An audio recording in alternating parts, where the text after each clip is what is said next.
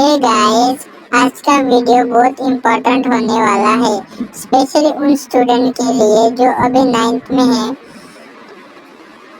और 10th में जाने वाले हैं। देखो, मैं तुम्हें सिंपल बात बताता हूँ। 10th टफ नहीं होता, लेकिन स्टूडेंट खुद उसे टफ बनाते हैं।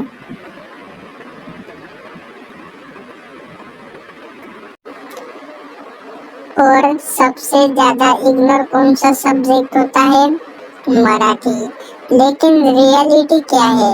Marathi is scoring subject. अगर तुमने सही स्ट्रैटेजी यूज की तो 80 से 90 मार्क आराम से आ सकते हैं।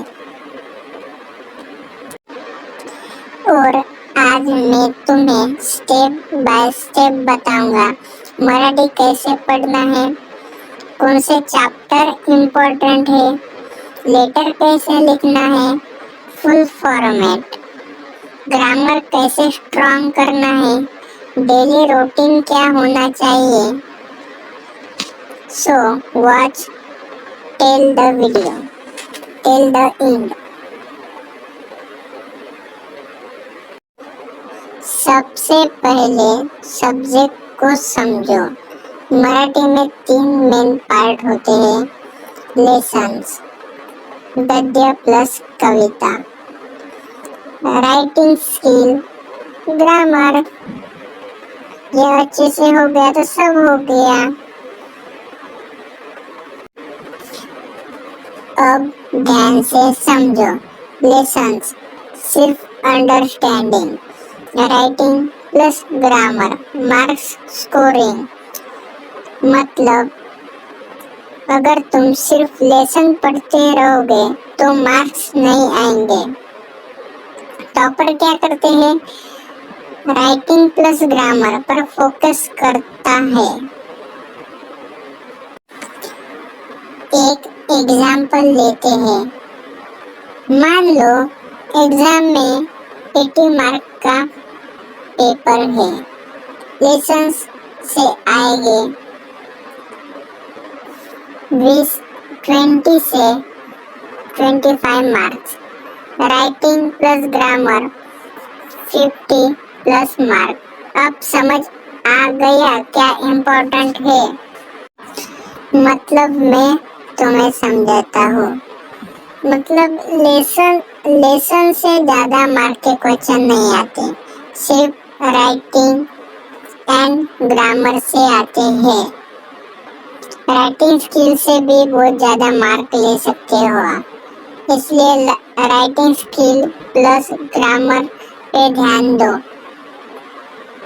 ग्रामर को समझो, राइटिंग का स्किल समझो। अब हम चैप्टर्स को डिटेल में समझते हैं। स्टेप 1, लेसन कैसे पढ़ना है। एग्जाम्पल बोलतो मराठी। स्टेप 1, लेसन एक बार रीड करो। स्टेप 2, डिफिकल्ट वर्ड अंडरलाइन करो। स्टेप 3, समरी अपने वर्ड में समझो। मतलब लेसन को एक ही बार पढ़ना है, बार बार नहीं पढ़ना है। मतलब उसमें से आपको जो भी डिफिकल्ट वर्ड लगते हैं उसे अंडरलाइन करो। और समरी अपने वर्ड में समझो। मतलब जैसे तुम्हें समझ में आता है, जैसे आप समझ सकते हो उस वर्ड में समझो, उसी के बाद आपको समझ में आएगा। अब मैं तुम्हें एक डेमो देता हूँ। बोलतो मराठी लेसन क्या करता है? मराठी भाषा का महत्व। अपनी भाषा पर गर्व होना चाहिए, बस यही समझना है। मतलब मराठी भाषा पर हमें गर्व है। अब हम समझते हैं इम्पोर्टंट क्वेश्चन कैसे बनाते हैं। क्वेश्चन, मराठी भाषेचे महत्व काय आहे? क्वेश्चन, लेखकाने काय संदेश दिला आहे? यही क्वेश्चन एग्जाम में आते हैं। मतलब हमें क्वेश्चन भी बनाने आने चाहिए।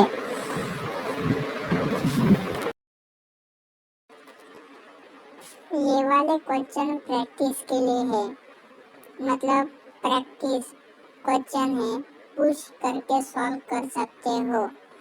क्वेश्चन 1, सोनाली कथा का मैसेज क्या है? मतलब सोनाली कथा का मैसेज क्या है, मतलब उसने क्या मैसेज दिया था हमको। क्वेश्चन 2,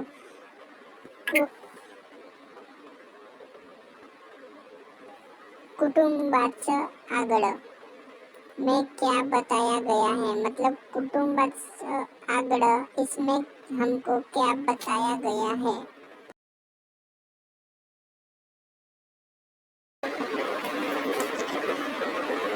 अब आते हैं हम पोयम स्ट्रेटजी पर। पोयम को लेकर स्टूडेंट टेंशन लेते हैं, लेकिन सिंपल है।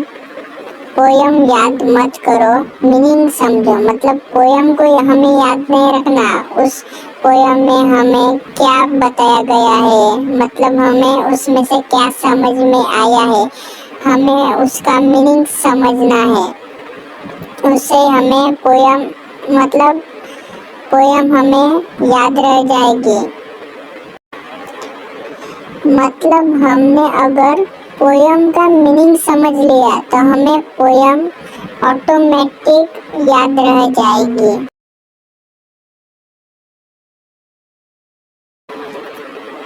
एग्जाम्पल, हे भारत देश माझा। मीनिंग क्या है? देश प्रेम, एकता, गर्व।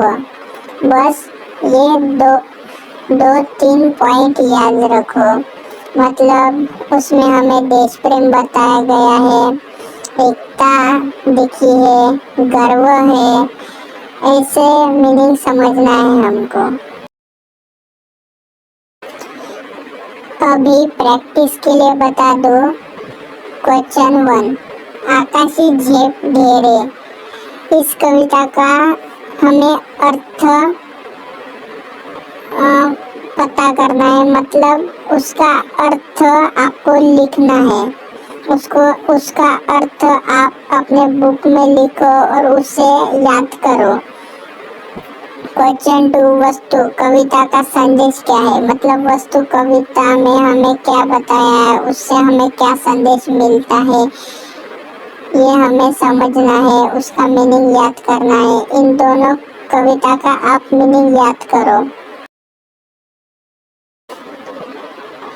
अगर तुमने ये मेथड फॉलो किया तो लेसन इजी हो जाएंगे, फिर आप एग्जाम में लिख सकोगे, इसलिए ये मेथड फॉलो कीजिए। अब हमारा सबसे इम्पोर्टेंट पार्ट शुरू होता है, लेटर राइटिंग। ये एग्जाम में ऑलमोस्ट फिक्स होता है और ये आपको करना ही है। लेटर राइटिंग अगर आप नहीं करोगे तो आप पेपर ठीक से नहीं लिख सकोगे, और लेटर राइटिंग बहुत इम्पोर्टेंट है, बहुत ज़्यादा इम्पोर्टेंट है। तो प्लीज़ वीडियो स्किप मत कीजिए।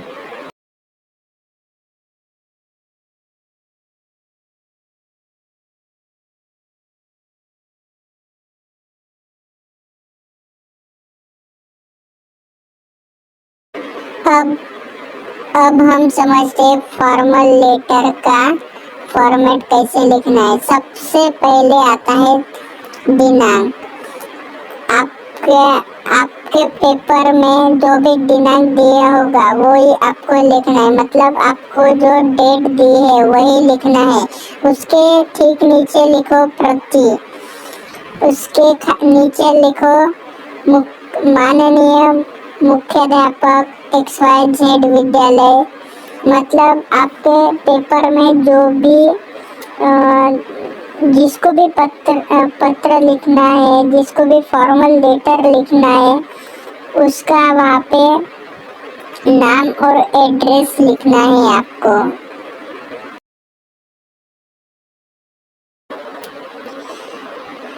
उसके बाद आपको लिखना है विषय, मतलब आप किस विषय पर अपना फॉर्मल लेटर लिख रहे हो।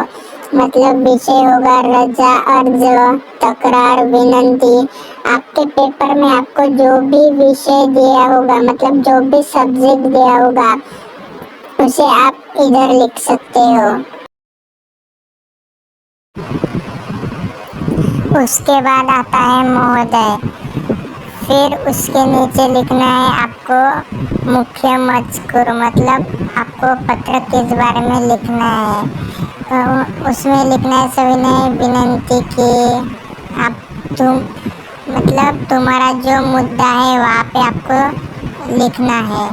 उसके बाद अपना विश्वास हो, मतलब अपना विश्वास हो, आपका जो भी नाम होगा, मतलब पेपर में आपका जो भी नाम आएगा वो आपको लिखना है होगा।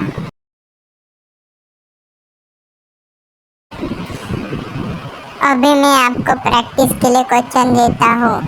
क्वेश्चन 1, आपको 2 दिवस रजा अर्ज लिखना है।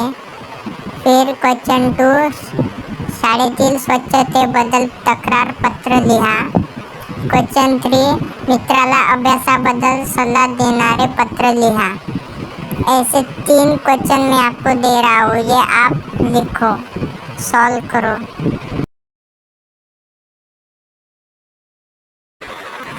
प्रो टिप, फॉर्मेट सही होगा तो आपको 4 से 5 मार्क्स फिक्स है। कंटेंट सिंपल असला तरी चालतो, मतलब कंटेंट अगर आपका सिंपल भी होगा तो भी चल जाएगा। अब आते हैं हम ग्रामर पे।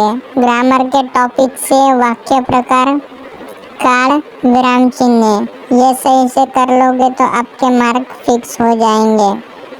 अभी मैं आपको बताता। प्रैक्टिस के लिए बता दूं। क्वेश्चन 1, वाक्य प्रकार ओळखा, मतलब आपको वाक्य पहचानने हैं और पहचान कर लिखने हैं। क्वेश्चन 2, योग्य काल लावा, मतलब आपको योग्य तिथि जाननी है, पहचाननी है, वो काल कौन सा होगा वो आपको देखना है। क्वेश्चन 3, विरुद्धार्थी शब्द लिहा, मतलब आपको विरुद्ध शब्द लिखना है। मैं तुम्हें एग्जाम्पल देता हूँ। मी शाळेत जातो, प्रेजेंट टेंस, इसको आपको प्रेजेंट टेंस में बनाना है। तो आप वीडियो पुश करके इसे प्रेजेंट टेंस में बनाओ। प्रैक्टिस से ही आपका ग्रामर स्ट्रांग होगा, इसलिए आप प्रैक्टिस करो ग्रामर की।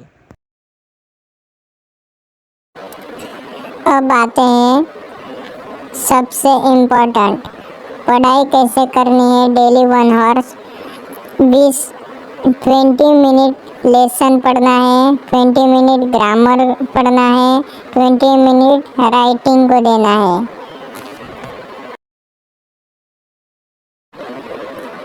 अगर तुमने ये 2 मंथ्स सही यूज किए तो 10th तुम्हारे लिए इजी हो जाएगा। मराठी में 80+ मार्क्स पॉसिबल है, बस स्मार्ट स्टडी करो। अगर वीडियो हेल्पफुल लगा तो लाइक, शेयर, सब्सक्राइब ज़रूर करना। All the best for 10th class. अगर मेरी कुछ गलती हो गई तो कमेंट में ज़रूर बताना, और अगर मुझसे कोई गलती हुई हो तो सॉरी। मिलते हैं अगले वीडियो में। अगले वीडियो में मैं आपको हिंदी का बताऊंगा।